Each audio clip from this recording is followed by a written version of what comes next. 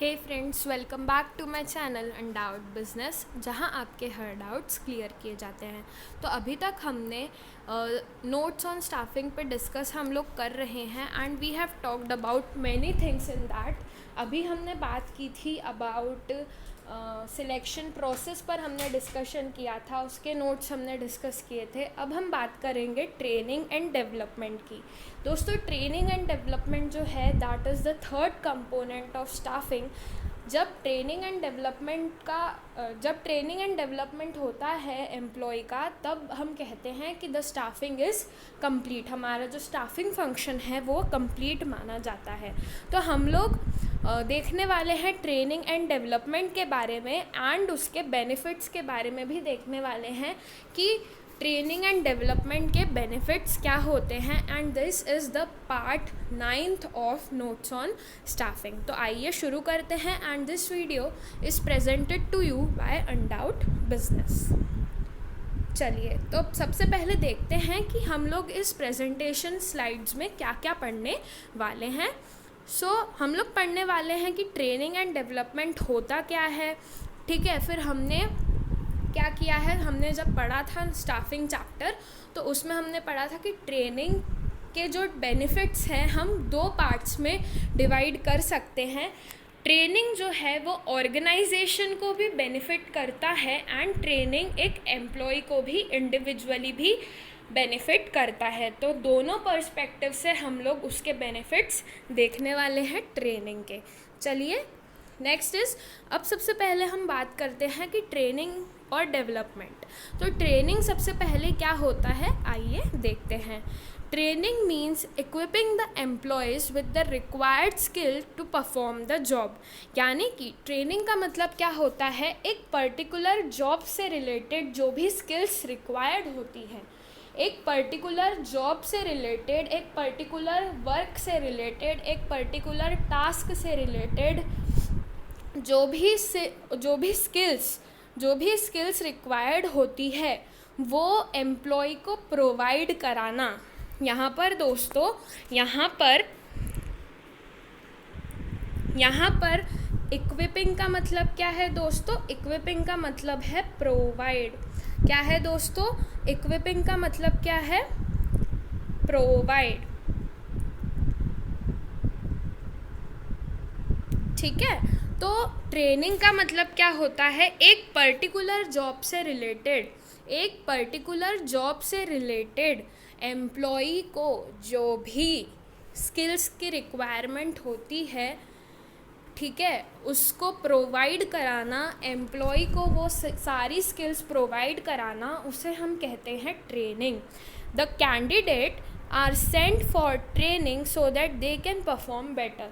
तो एक पर्टिकुलर जो हमारी स्किल्स होती है, एक जो जॉब होता है कैंडिडेट का, उससे रिलेटेड हम ट्रेनिंग में उसे सारी स्किल्स प्रोवाइड कराते हैं ताकि वो आगे जाके और अच्छे तरह से परफॉर्म कर सके। और डेवलपमेंट क्या होता है, ये दोनों अलग अलग कंसेप्ट्स है। थोड़ी ही देर में मैं इसका डिफरेंस भी बताने वाली हूँ। ठीक है, तो डेवलपमेंट का मतलब क्या होता है? Development refers to the overall development of the employ. It focuses on personal growth and employees development. अच्छा, तो यहाँ पर ये बोला गया है दोस्तों, ट्रेनिंग यहाँ पर क्या है, हमेशा जॉब ओरिएंटेड होती है। जो भी एम्प्लॉय का जॉब है उससे ही रिलेटेड जो स्किल्स होती हैं वो एम्प्लॉय को प्रोवाइड कराना ट्रेनिंग होता है। लेकिन डेवलपमेंट की जब हम बात करते हैं तो डेवलपमेंट में क्या होता है, सिर्फ जॉब रिलेटेड स्किल्स को ही डेवलप नहीं करना है, ओवरऑल जो एम्प्लॉय का ग्रोथ एंड डेवलपमेंट है वो होना चाहिए। तो ट्रेनिंग का हमेशा जॉब रिलेटेड होता है एंड डेवलपमेंट हमेशा ओवरऑल होता है। सिर्फ अच्छा एम्प्लॉय नहीं बनना है डेवलपमेंट में, उसे एक अच्छा ह्यूमन बीइंग भी बनना है। तो डेवलपमेंट में क्या होता है, ओवरऑल ग्रोथ होती है एम्प्लॉय की। लेकिन ट्रेनिंग में सिर्फ जो पर्टिकुलर उसका जॉब है उससे रिलेटेड ही उसके स्किल्स को हम लोग और इन्हांस करते हैं और इम्प्रूव करते हैं। The scope of development is much wider and includes training also. तो यहाँ पर डेवलपमेंट का ही एक पार्ट है ट्रेनिंग। तो यहाँ पर इसीलिए हम कहते हैं कि development is a much wider term, है ना। डेवलपमेंट का ही पार्ट है ट्रेनिंग, एंड इसीलिए development is a much wider concept than training. So I hope आपको क्लियर हुआ हो। चलिए, अब जैसे कि मैंने आपको बताया था कि हम अब ट्रेनिंग के बेनिफिट्स देखने वाले हैं, दो पर्सपेक्टिव से देखने वाले हैं। पहला है क्या क्या बेनिफिट्स है ऑर्गेनाइजेशन के लिए, और दूसरा हम लोग देखने वाले हैं क्या क्या बेनिफिट्स है एम्प्लॉय के लिए, एक पर्टिकुलर एम्प्लॉय के लिए। तो सबसे पहले ऑर्गेनाइजेशन के लिए क्या होता है, reduce learning time. A trained employ take less time in learning new things compare to an untrained employ. तो अब अगर कोई ऐसा ही नौसिखिया बंदा है, उसको ज़्यादा टाइम लगेगा कुछ भी नया सीखने के लिए, है ना। लेकिन अगर कोई ट्रेंड एम्प्लॉय होता है, कोई अच्छा सीखा हुआ एम्प्लॉय होता है, तो उसका जो लर्निंग टाइम है वो कम हो जाता है। तो कहीं ना कहीं it is like a time saver. जैसे आप लोग लैपटॉप्स में स्क्रीन सेवर लगाते हैं ना, ताकि आपके लैपटॉप की बैटरी बच जाए, वैसे ही ऑर्गेनाइजेशन के लिए ट्रेनिंग क्या है, it is like a time saver for the organization. क्योंकि एम्प्लॉय को अगर वो ट्रेंड होता है तो उसको हर चीज़ को सीखने में कम टाइम लगता है। ठीक है दोस्तों, नेक्स्ट इज़ बेटर परफॉर्मेंस। अब अगर कोई ट्रेंड एम्प्लॉय है, अच्छा एम्प्लॉय है, तो उसका परफॉर्मेंस बेटर होता जाएगा, है ना। In training programs the skills and abilities of the employees are improved, thus it can help the employees to perform better. They are trained how to work before they are assigned the duties, it increases their efficiency levels. अच्छा, किसी भी काम को करने से पहले उनको ये बता दिया जाता है कि आपको ये पर्टिकुलर टास्क कैसे करना है।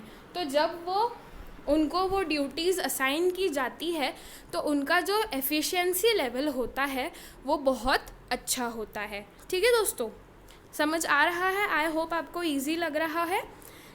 The next point is attitude formation. Training helps the organization in forming a positive attitude towards the organization and helps in achievement of goals. तो कहीं ना कहीं ट्रेनिंग की वजह से जो वर्किंग इन्वायरमेंट होता है ऑर्गेनाइजेशन में, एम्प्लॉय उससे फैमिलियर हो जाता है और फिर एम्प्लॉय का एक पॉजिटिव एटीट्यूड बनता है टूवर्ड्स द ऑर्गेनाइजेशन, और इससे क्या होता है, गोल्स भी अच्छी तरह से अचीव हो सकते हैं। It helps in achievement of goals. ठीक है दोस्तों, आई होप आपको ये 3 पॉइंट्स क्लियर है। और क्या बेनिफिट्स होंगे, आइए देखते हैं। Helps in managing man power needs.